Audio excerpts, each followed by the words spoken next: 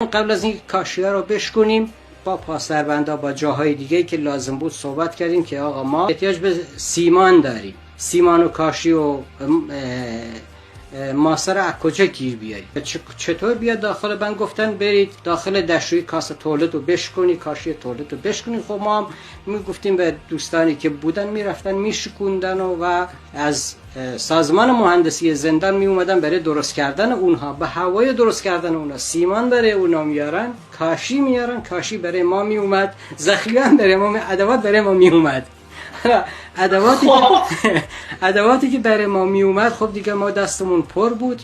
بالاخره نوک درر، چی بهش میگن، نوک درر می اومد، چاقو می اومد، قمه می اومد، اون چیزایی که لازم بود که باش بکنیم، میخ چه میدونم، هر چیزی که لازم بود. مثلا اولین باری که ما می‌خواستیم سوراخ بکنیم نمیشد، یعنی پر بود، هم پشت کاشی پر بود و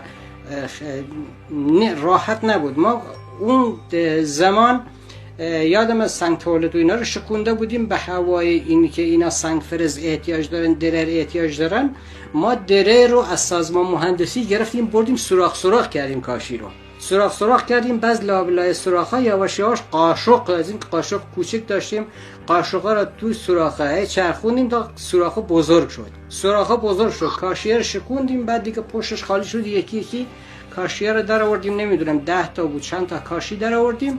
کاشی که در آوردیم دیگه کاشی برامون اومده بود، سیمانم اومده بود. کاشی‌ها رو اور کاشی جدیدایی که اومده بود، یکی از شیشه‌های پنجره رو کندیم. شیشه‌های پنجره که کندیم اینجوری خوابوندیمش روی زمین، کاشی‌ها رو پشت رو خوابوندیم روش. که خوابوندیم روی اونا سیمان پاشوندیم، سیمان و گچ و ماسه اینا پاشوندیم. این دیگه یک قالب کامل در اومد. 20 تا شکوندیم، 20 تا قالب، یک دیوار شده، یک دریچه شده.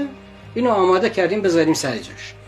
یعنی شما موقعی که اینو در می آوردین میکندین، دوباره اینو میذاشتین تا روز بعد مثلا؟ آره دقیقاً.